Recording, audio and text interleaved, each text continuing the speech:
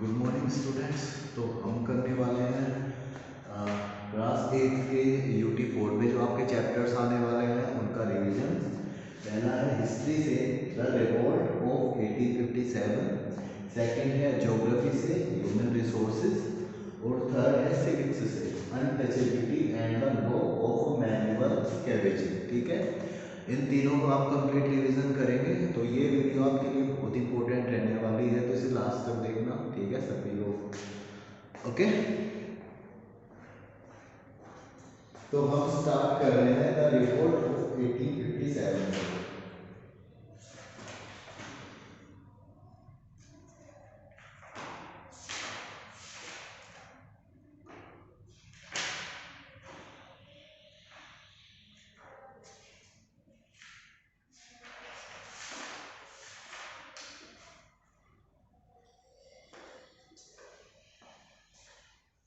मैं आपको इसके बुक वर्क और question answers long short very short सब करवाऊंगा। ठीक है, क्योंकि मैंने आप लोगों को बोला है कि लॉन्ग क्वेश्चंस आपको सिर्फ हिस्ट्री के करने हैं, तो प्लीज़ हिस्ट्री के लॉन्ग क्वेश्चंस कर लीजिएगा, क्योंकि लॉन्ग क्वेश्चंस आपके UT4 में मैंने डाले हैं। ठीक है,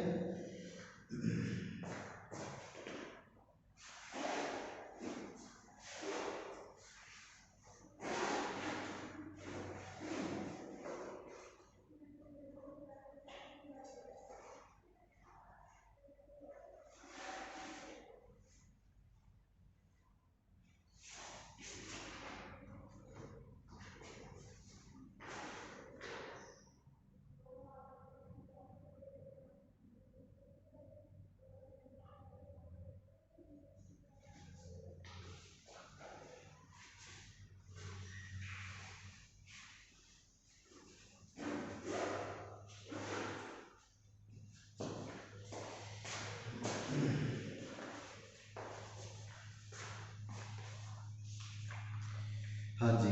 तो पहला क्वेश्चन है इसका मल्टीपल चॉइस क्वेश्चन से, पेज नंबर 69 पे है आपका बुक वर्क। ठीक है, सभी बच्चे वहाँ पर खोलेंगे और रिवाइज करेंगे मेरे साथ। At Kanpur the revolt was led by Nana Sahib. Nana Saheb के द्वारा कानपुर में जो रिवोल्ट हुआ था 1857 का, उसे लीड किया गया था। ठीक है, सेकेंड है आपका the chief organiser of the revolt in Bihar वो थे जमींदार। जो बिहार में जो चीफ थे उस रिवोल्ट के, वो एक जमींदार थे। उनका क्या नाम था? उनका नाम था जी कुंवर सिंह। ठीक है, थर्ड आपका क्वेश्चन है the British introduce Enfield rifle in the army in which year? 1856। 1856 को उन्होंने इनफील्ड राइफल जो है इंट्रोड्यूस करी थी। ओके बेटा, मैंने MCQ आपके फिलअप बना के डाले हैं, तो इन्हें पढ़ लेना अच्छे से। ठीक है,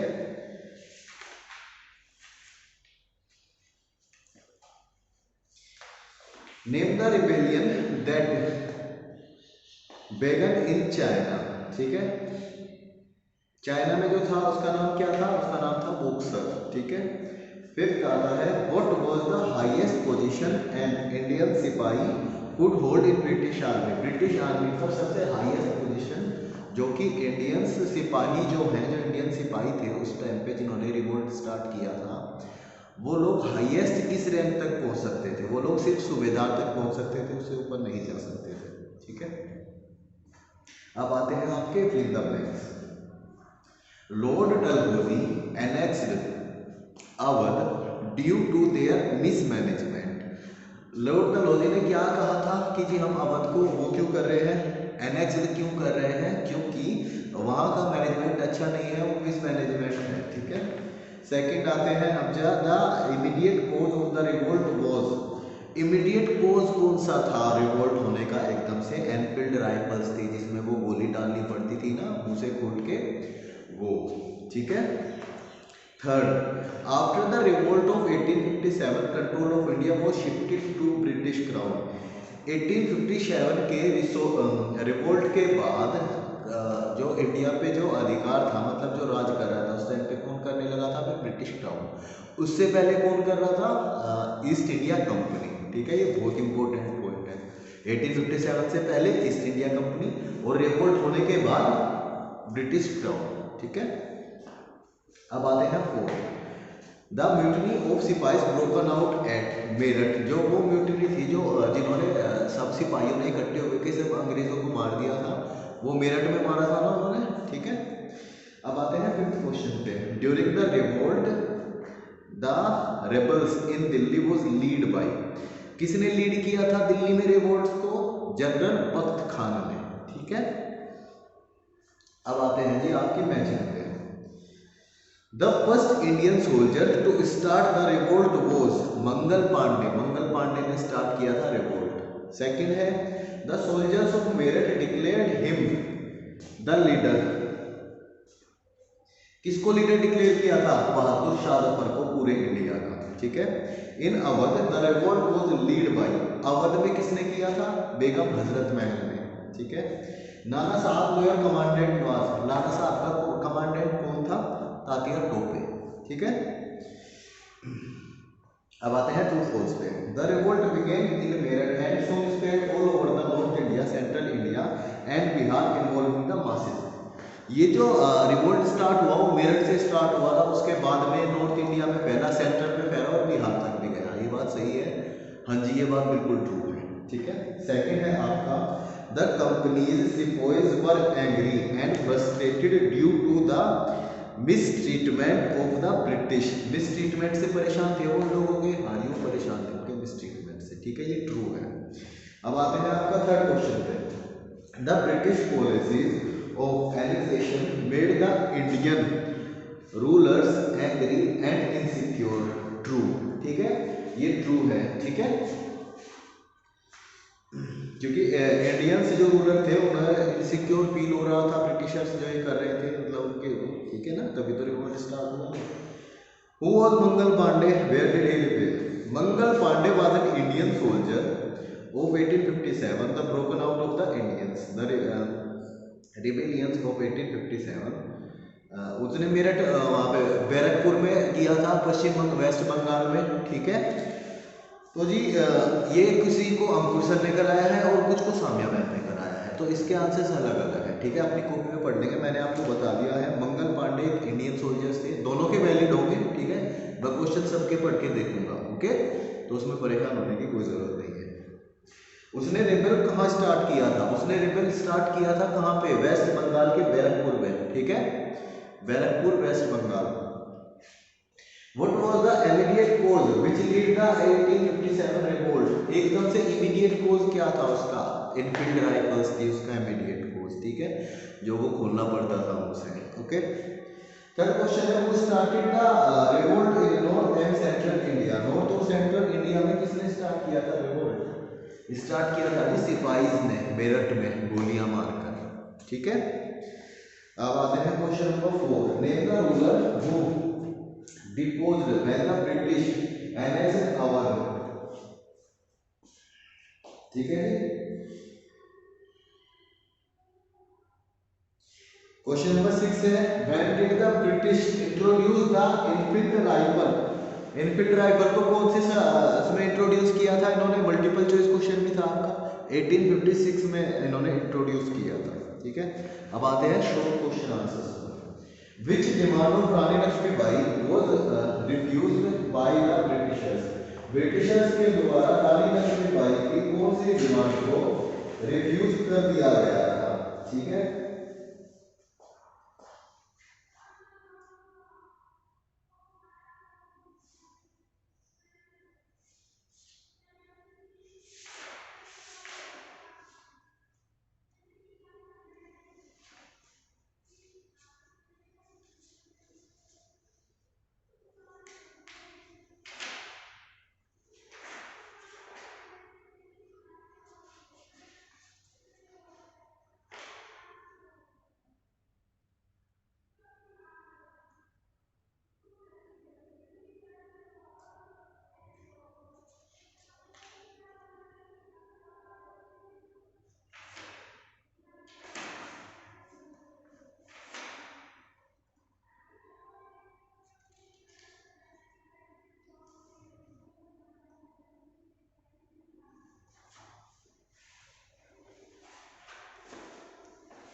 क्वेश्चन बस इसका आंसर आपकी कॉपी में जो लिखा होगा वो ही लिख देना इसको, ठीक है। पहले वाले शॉर्ट क्वेश्चन का, क्योंकि मुझे बुक में तो इसका कुछ दिख नहीं रहा है, मे बी सरिया मैम ने आपको लिखवाया हो, ठीक है। अब है question number 2, what were the social and religious factor that led to the revolt. Social और रिलीजियस फैक्टर्स क्या थे जी? सोशल मतलब यही, इन्होंने सती प्रथा वगैरह बैन कर दी थी। ये भले ही अच्छे के लिए किया हो, बट लोगों को पसंद नहीं आया था। मॉडर्न एजुकेशन लेके आए थे इंडिया में, वो भी लोगों को पसंद नहीं आया था। और भी बहुत सारी चीज़ें थी। रिलीजियस वो भी था वो कि जो वो अफवाह फैली थी कि जी इसमें जो गन में गोली है उसमें गाय और सूअर की चर्बी का यूज़ किया गया है, ठीक है। तो वो भी एक रिलीजियस फैक्टर ही था, ठीक है। Why is the revolt 1857 regarded as a turning point in the Indian history? ये टर्निंग पॉइंट कैसे साबित हुआ इंडियन हिस्ट्री में? क्योंकि इससे पहले कभी भी इतने मास इवेंट में कोशिश नहीं करी गई थी इंडिया को आज़ाद कराने के लिए, ठीक है। तो इसलिए ये बाकी के लोगों के लिए एक एग्जाम्पल बना। बाकी जो आपकी कॉपी में आंसर लिखा है आप लिखेंगे वो ही, ठीक है। ये मैं बस आपको एक्सप्लेन कर रहा हूँ कि क्वेश्चन क्या है। इसने पूछा कि ये मतलब एग्जाम्पल कैसे सेट किया इन्होंने जब ये सफल ही नहीं हो पाया। वो सफल क्यों नहीं हो पाया? क्योंकि उन लोगों के पास मॉडर्न इक्विपमेंट्स नहीं थे, बाकी सारी चीज़ें की प्रॉब्लम्स थी उन्हें, ठीक है। ऐसे ही बट बाद में जब भी कभी किया जाता था, क्योंकि 1857 में ऐसी क्रांति हुई थी, मतलब कहीं ना कहीं ब्रिटिशर्स डर गए थे इससे, इसीलिए ईस्ट इंडिया कंपनी से हटा के ब्रिटिश क्राउन को सत्ता दे दी गई थी, ठीक है। अब आते हैं, व्हाट मेड नाना साहब रानी लक्ष्मीबाई बेगम हजरत महल सो एनिमीज ऑफ द ब्रिटिशर्स। ये ब्रिटिशर्स के एनिमीज क्यों हुए? क्योंकि इन लोगों ने लीड किया था कहीं ना कहीं, उस जो रिवोल्ट था उस टाइम पे रानी लक्ष्मीबाई ने झांसी से किया था, नाना साहब ने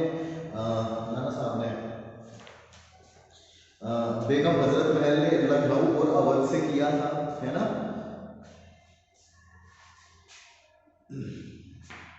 नाना साहब ने भी इसे लीड किया था, इस रिवोल्ट को, तो इसीलिए वो उनके ब्रिटिशर्स के वो बन गए थे। अब आते हैं जी लॉन्ग क्वेश्चंस पे, ठीक है। What was the economic cause of the revolt of 1857? 1857 का इकोनॉमिक कोज क्या था? ब्रिटिशर्स जो है सारी इंडिया की जो इकोनॉमी थी उसे बाहर निकाल रहे थे, ये एक बहुत बड़ा इकोनॉमिक लॉस था।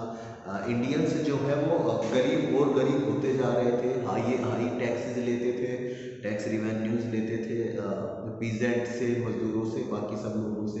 चीज़ें महंगी होती जा रही थी, इंडियन गुड्स की वैल्यू डाउन होती जा रही थी, ब्रिटिशर्स की वैल्यू ज़्यादा अप होती जा रही थी, ठीक है। ये सब रीजंस हैं, टैक्सेस बहुत बड़ा रीजन था। Write down the cause of the failure of 1857। इस क्वेश्चन को अच्छे से याद कर लेना, ठीक है। फेल्योर के कोज क्या थे? फेल्योर के कोज क्या थे? फेल्योर के कोज लिखे आपके सारे के सारे पेज नंबर 67 पे। The rebellion, the rebels were very brave, but they did not have modern weapons. ये सबसे पहला पॉइंट है, उनके पास मॉडर्न वेपन्स नहीं थे, ठीक है। The rebellion group did not have a common plan of action. उनके पास एक कॉमन प्लान नहीं था एक्शन को परफॉर्म करने के लिए, ठीक है। और एक सेंट्रलाइज्ड लीडरशिप नहीं थी, ठीक है। बस उन्होंने डिक्लेयर कर दिया था कि हमारा बहादुर शाह जफर जो है हमारा लीडर है, मतलब उसके कहने के अनुसार नहीं चल रहे थे या वो उन्हें लीड नहीं कर पा रहा था। The rebels were poorly organized and uprising in different part of the country were not coordinated। जो अलग अलग पार्ट्स में देश के रेबेलियंस मतलब रेबल्स हो रहे थे या रिवोल्ट की शुरुआत हो रही थी, उन लोगों में आपस में कोऑर्डिनेशन नहीं था, ठीक है। ये भी एक मुख्य कारण था। The rebels had no future program, no plan about the future political system or economy. If the British were overthrown, अगर ये ब्रिटिशर्स को बाहर भी निकाल देते तो इनके पास कोई फ्यूचर्स के प्लान नहीं थे, ठीक है, कि हमें क्या करना है क्या नहीं करना।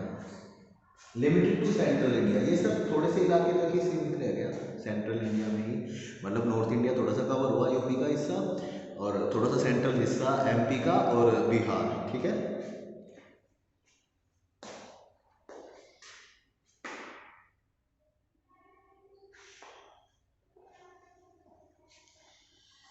Strong British army equipped with latest weapon of this time. British army काफ़ी स्ट्रॉन्ग थी उनके पास, और उनके पास काफ़ी मॉडर्न वेपन्स थे, ठीक है। Means of communication and transportation. Communication का और ट्रांसपोर्टेशन का कोई मीन नहीं था इन लोगों के पास। ये पता नहीं कैसे ही बात करते थे आपस में, चिट्ठी विट्ठी भेज के या किसी इंसान को ही भेजा जाता था, उसमें काफ़ी समय लग जाता था। ठीक है, तो इसलिए भी ये एक मुख्य कारण था कि वो रिवोल्ट खत्म हुआ। ठीक है, लोग का बस ये रिवोल्ट वाला क्वेश्चन अच्छे से याद कर लेना। ठीक है, बहुत अच्छे से। पहली वाला। अब आते हैं आपके ज्योग्राफी पे। ज्योग्राफी का आपका चैप्टर है human resources, page number 195।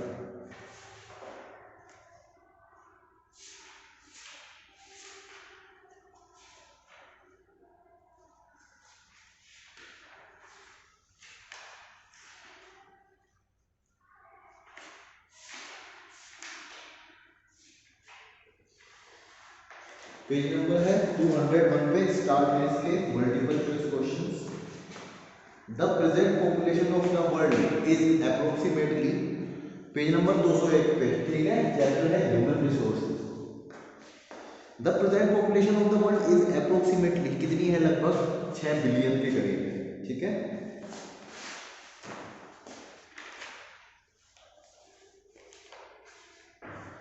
Second है आपका the second most populous country in the world is India. Second number पे इंडिया आता है, फर्स्ट पे चाइना आता है। The age group of 15 to 59 is called, 15 से लेकर और 59 तक के जो पॉपुलेशन है उन्हें क्या कहा जाता है? Working population. काम वही लोग करते हैं, क्योंकि 60 साल की उम्र में रिटायर हो जाते हैं और 15 साल से कम के बच्चों को बच्चे होते हैं उन्हें अलाउड नहीं है काम करना। ठीक है,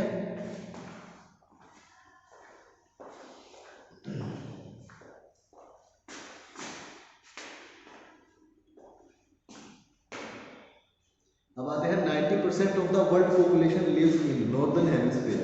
नॉर्दर्न हेमिस्फीयर में रहती है ज़्यादातर पॉपुलेशन। नॉर्दर्न हेमिस्फीयर में पता होगा आपको,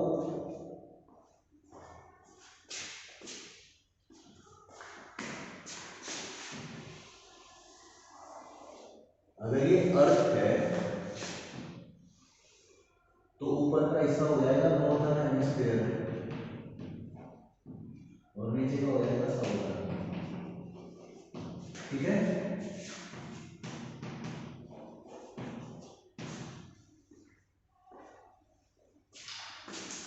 नॉर्दर्न हेमिस्फीयर में यूरोप आता है, एशिया आता है और इधर का अमेरिका भी उसी में आता है आधा। ठीक है, तो इसलिए पॉपुलेशन सबसे हाईएस्ट है नॉर्दर्न की। 90% लोग अर्थ के इस हिस्से में बसते हैं। ठीक है, ये विजिबल है ना सबको? हाँ जी है। ठीक है, the number of persons living in per unit area is called. Per unit area मतलब कि जो काउंटिंग की जाती है वो पर यूनिट एरिया के हिसाब से अगर करें तो उसे क्या कहा जाएगा? Population density. ठीक है, अब आते हैं आपके फिल इन द ब्लैंक्स पे। Is the most populous country in the world? China.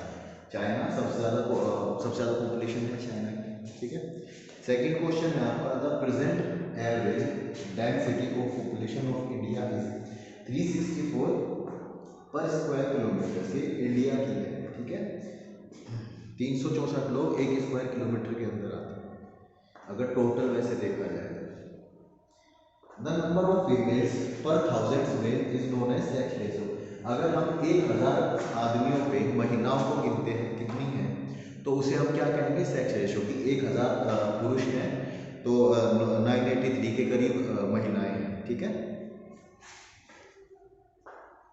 The statistical study of the population is called demography. जो स्टैटिक्स में देखते हैं ना, तो ग्राफ बने रहते हैं इस टाइप के, उसे क्या कहते हैं हम? डेमोग्राफी। अगर उसमें हम पॉपुलेशन वाला ग्राफ देख रहे हैं तो। Fifth, the difference between birth rate and death rate is known as growth rate of population. Birth rate में और डेथ रेट में जो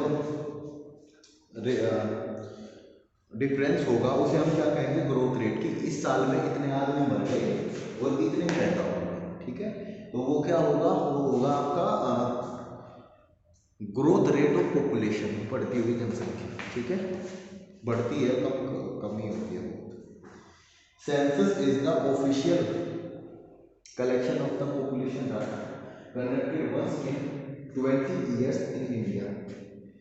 इसमें क्या लिखा है, सेंसस जो है एक कलेक्शन डाटा होता है पॉपुलेशन का, डाटा का मतलब जनगणना से कह देते हैं, सेंसस उसे ही कहा जाता है। इसमें बोला गया है कि वो हर एक 20 साल में होती है, नहीं जी वो हर 10 साल में होती है, ठीक है। 2021 में होने वाली थी, but due to corona it's not happening, ठीक है। तो शायद में भी इस साल हो या अगले साल तक भी हो, 2011 में हुई थी, ठीक है। तो ये फॉल्स है पहला। Birth rate refers to the number of live birth as per 1000 population, ठीक है। बर्थ रेट इसे कहते हैं 1000 पॉपुलेशन के कितने बच्चे बचे हैं, ठीक है, ट्रू है ये। थर्ड है sex ratio is the number of males पर 1000 फीमेल्स, जी नहीं ये फॉल्स है, ये होता है फीमेल पर 1000 मेल्स, ठीक है, उल्टा लिखा हुआ है इसमें थर्ड वाले में। फोर्थ है migration is the movement of people with in country, true, ये ट्रू है, ठीक है। अब आते हैं आपके वेरी शॉर्ट क्वेश्चंस पे। What is the present average density of population of, पूरे वर्ल्ड का पूछा गया है इसमें, 45 पर स्क्वायर किलोमीटर, ठीक है। सेकंड है आपका name the list populace continent in the world, Antarctica, Antarctica में बर्फ जमी है, बहुत ही कम लोग वहां पे रहते हैं, ठीक है। What do you mean by age sex pyramid, ठीक है जी।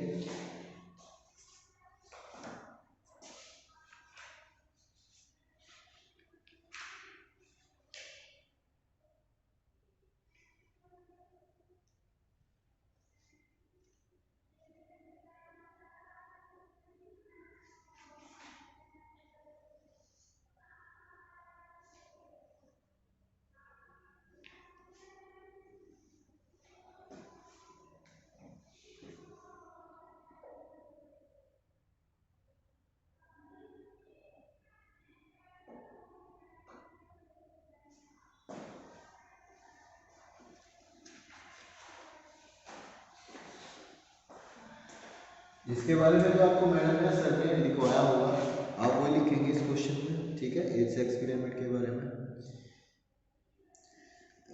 शायद ये लिखवाया होगा इसमें, the number of dependent and the number of productive population, ठीक है। इसमें आप यही लिखेंगे जो भी मतलब आपको लिखवाया होगा सर ने, मैडम ने, ये क्वेश्चन बहुत इंपॉर्टेंट है, ठीक है। List out the factor responsible for the rapid growth of world population, list out the factor responsible for the rapid growth of world population. हमें इसमें फैक्टर्स बताने हैं जिससे कि वर्ल्ड की पॉपुलेशन बढ़ती जा रही है इतनी तेज़ी से, ठीक है। इसमें जो आपको लिखवाया होगा वो लिखेंगे, मैं देख लेता हूँ एक बार इसमें।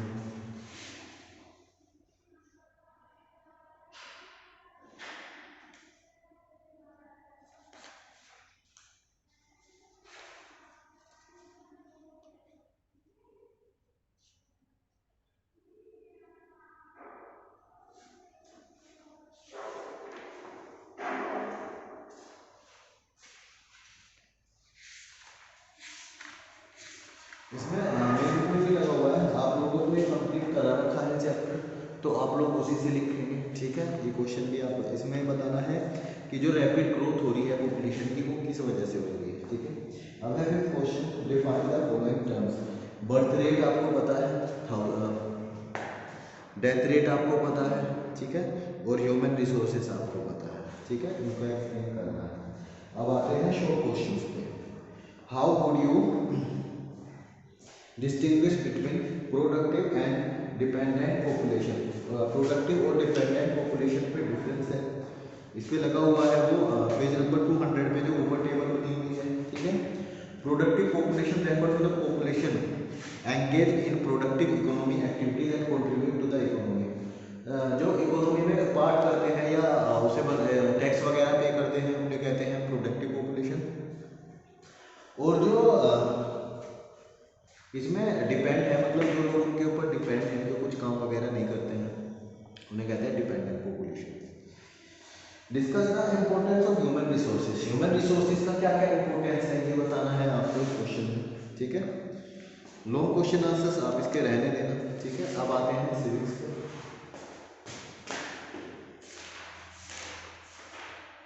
सिविक्स में आपका चैप्टर है untouchability and the law of manual scavenging, page number 479 पे है।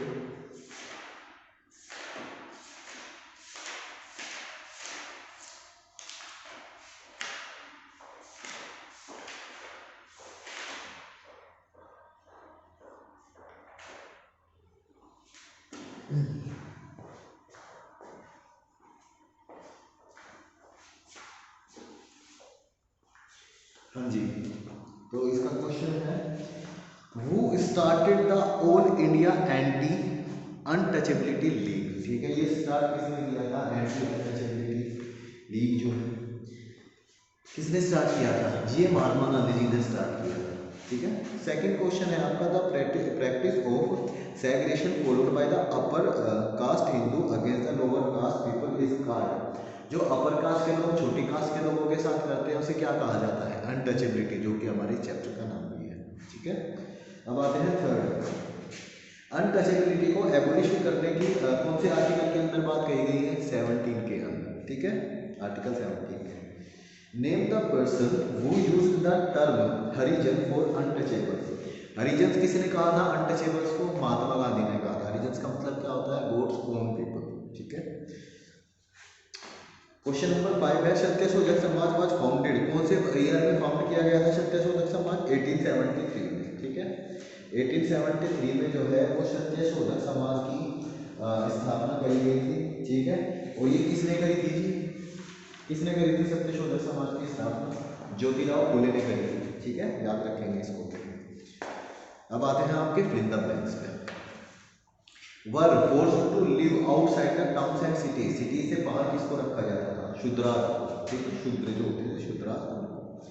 सेकंड है the constitution of India laid down certain provisions to abolish untouchability, provisions बनाए गए हैं इंडिया के कॉन्स्टिट्यूशन में अनटचेबिलिटी को एबोलिश करने के लिए, खत्म करने के लिए। स्कैवेंजर्स आर कॉल्ड सिकालरीज इन तमिलनाडु एंड पाकीज इन आंध्र प्रदेश, ठीक है।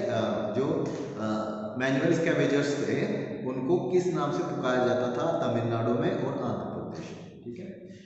Employment of manual scavengers and constitution of dry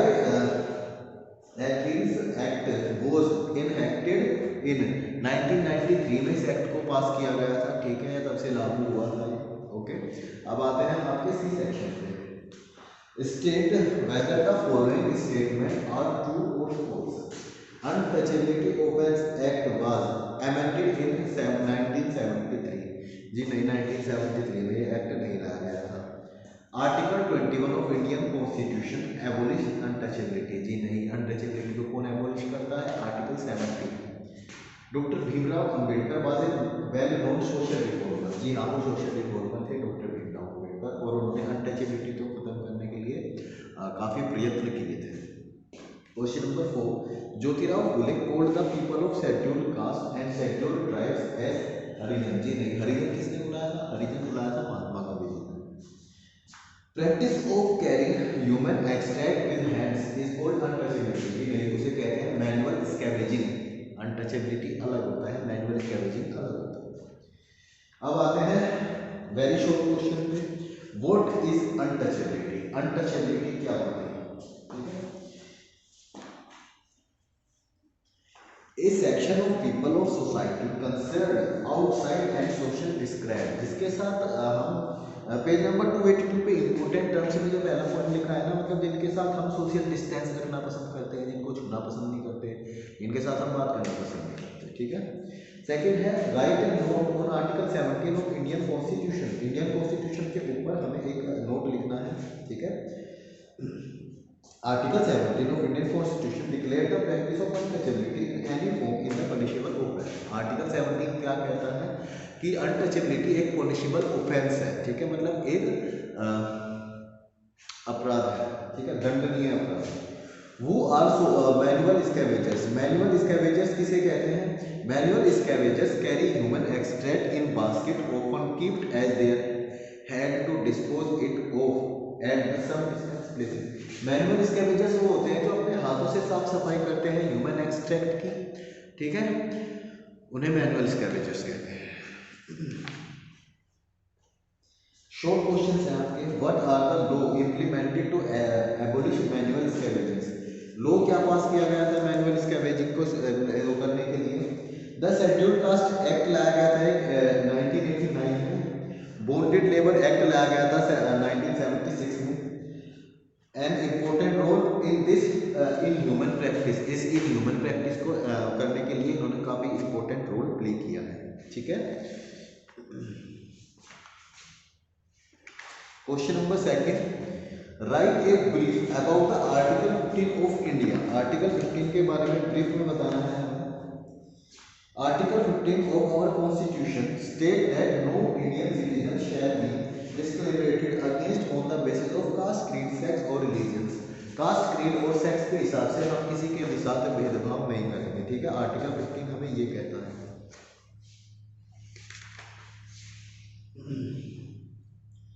अब आते हैं मैनुअल स्कैवेंजिंग, ये तो थर्ड क्वेश्चन तो मैंने छुड़वा दिया था, ठीक है।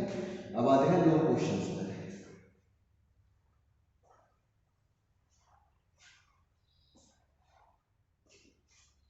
Discuss the constitution, just a minute.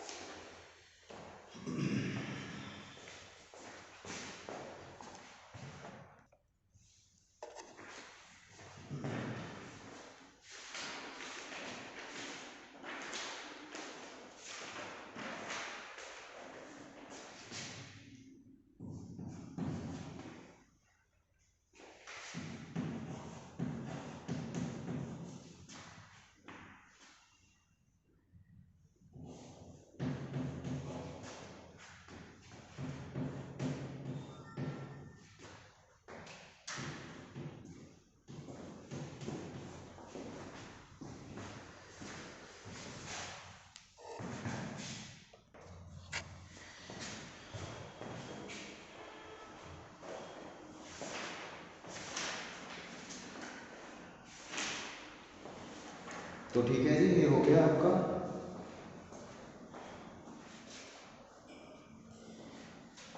हाँ, और एक और बात, जो आपका फिफ्थ चैप्टर है marginalised groups and social justice, chapter 5 है जो सिविक्स का, मैंने उसके भी शॉर्ट क्वेश्चन आंसर्स डाले हैं और शॉर्ट क्वेश्चन आंसर्स डाले हैं, एक लॉन्ग क्वेश्चन आंसर डाला है, ठीक है।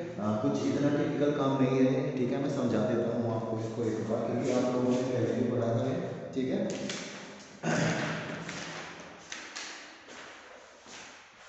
इसके बुक वर्क नहीं है, सिर्फ शॉर्ट क्वेश्चन आंसर्स हैं, ठीक है।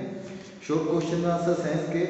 Define the following term scheduled caste, ठीक है। पेज शेड्यूल्ड कास्ट और शेड्यूल्ड ट्राइब्स के बारे में आपको बताना है।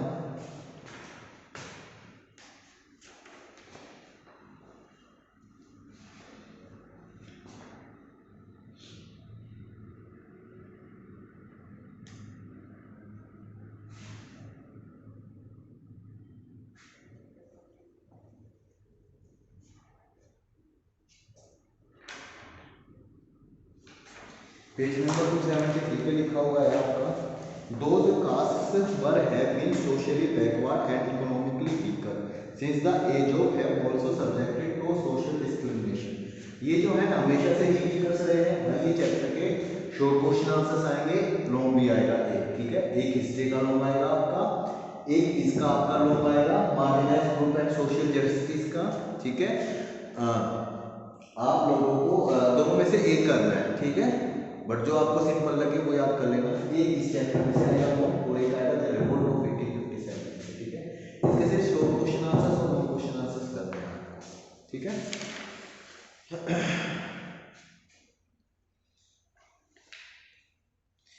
ये होते हैं शेड्यूल्ड कास्ट, बता दिया मैंने आपको। शेड्यूल्ड ट्राइब्स होते हैं द ट्राइबल्स पीपल, और जो ट्राइबल पीपल होते हैं जो बस्ती में रहते हैं, बस्ती वगैरह में रहते हैं झोपड़ी बना के, ठीक है, उन्हें वो कहा जाता है। अब इसका सेकंड क्वेश्चन है, ठीक है। इसके देख लेना आपको question, what do you mean bye minorities group. Minorities group में कौन लोग आते हैं, ये भी बहुत इंपॉर्टेंट क्वेश्चन है आपका। माइनॉरिटीज ग्रुप में कौन आते हैं लोग। माइनॉरिटीज किसे कहा जाता है, the section of the society which comparatively less in numbers as compare to the other section of the society. Society के अदर सेक्शन से ये लोग वीक होते हैं, कम होते हैं। मतलब जैसे हिंदूज की जो है वो मेजोरिटी में है इंडिया में, और बाकी जितनी भी कास्ट है, सिख, ईसाई, मुस्लिम्स, जैन, बुद्ध, जो भी हैं हिंदूज के अलावा, वो सब लोग माइनॉरिटीज में आते हैं, ठीक है। तो ऐसे करेंगे इस क्वेश्चन को।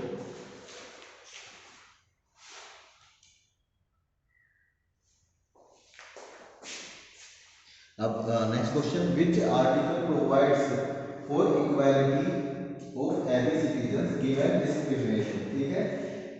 ये है पेज नंबर 273 पे आपका।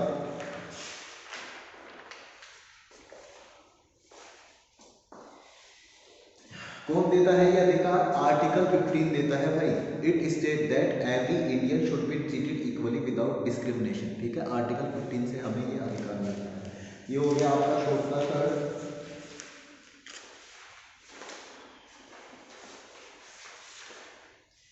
अब आते हैं आपके शॉर्ट के फोर्थ पर, what is the relationship between social and economical inequalities, ठीक है। सोशल और इकोनॉमिकल इनइक्वालिटीज के बीच में हम लोगों को डिफरेंस बताना है, ठीक है।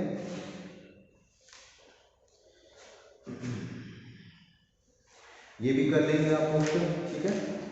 अब आता है आपका लॉन्ग क्वेश्चंस, देख लेते हैं अब एक बार। सिर्फ सेकंड लॉन्ग क्वेश्चन देखेंगे हम इसमें, ठीक है। How are the interest of minority safeguard, सिर्फ सेकंड क्वेश्चन, ठीक है, लॉन्ग का second question. How are the interest of minority safeguard, minorities का सेफगार्ड कैसे किया गया है कॉन्स्टिट्यूशन के हिसाब से, ठीक है। हम लोग कैसे सेफगार्ड महसूस करवाते हैं माइनॉरिटीज को, ठीक है। पेज नंबर 273 पे है आपका ये लॉन्ग का पहला, ठीक है। Our constitution maker were not aware of the injustice, हमारे जो जिन्होंने कॉन्स्टिट्यूशन लिखा था उन्हें प्रॉपरली पता था कि हमारे समाज में अनटचेबिलिटी जैसी है, बड़ा छोटा और बड़ाई मांगी जाती है, ठीक है। तो उस हिसाब से है ये। आर्टिकल 15 है इसमें, आर्टिकल 46 भी इसी में है, आर्टिकल 17 है जो कि अनटचेबिलिटी को एबोलिश करने का काम करता है, ठीक है। आर्टिकल 338 ए के तहत इन दोनों के लिए, एससी और एसटी के लिए एक कमीशन की स्थापना की गई है, ठीक है, आयोग की। और आर्टिकल 164 के तहत स्टेट जो है बिहार, उड़ीसा, मध्य प्रदेश और appointed minister of SC ST and OBC SC and ST तीनों में से एक मिनिस्टर एक्सेप्ट करना पड़ेगा, ऐसे हमारे कॉन्स्टिट्यूशन में लिखा हुआ है, ठीक है। तो मैंने आपको 4 चैप्टर बताए हैं ये वाले। इसके सिर्फ आपको शॉर्ट और लॉन्ग करने हैं, ठीक है। लॉन्ग भी सेकंड वाला करना है सिर्फ, ठीक है। इसके आपको लॉन्ग करने हैं, वर्क करना है, सब चीज़ें करनी है इन तीनों चैप्टर की, ठीक है। इन दोनों के लॉन्ग क्वेश्चंस आपको नहीं करने, इसके लॉन्ग और उसके, ठीक है। तो मैंने आपको फुल रिवीजन करवा दिया है। All the best for your exams, अच्छे से पेपर लिखना और कोशिश कर यार प्लीज ना कोई भी चीटिंग मत करना, ओके। अपने आप से लिखना तुम लोग, ठीक है, क्योंकि पेपर होना बहुत ज़रूरी है। तुम्हें पता लगता है कि तुम कितना याद कर रहे हो या तुम्हें कितना समझ में आ रहा है, ठीक है, ओके। और बाकी all the best for your exams tomorrow.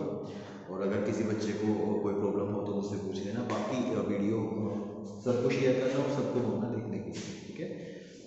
चलो तो टेक केयर, बाय बाय।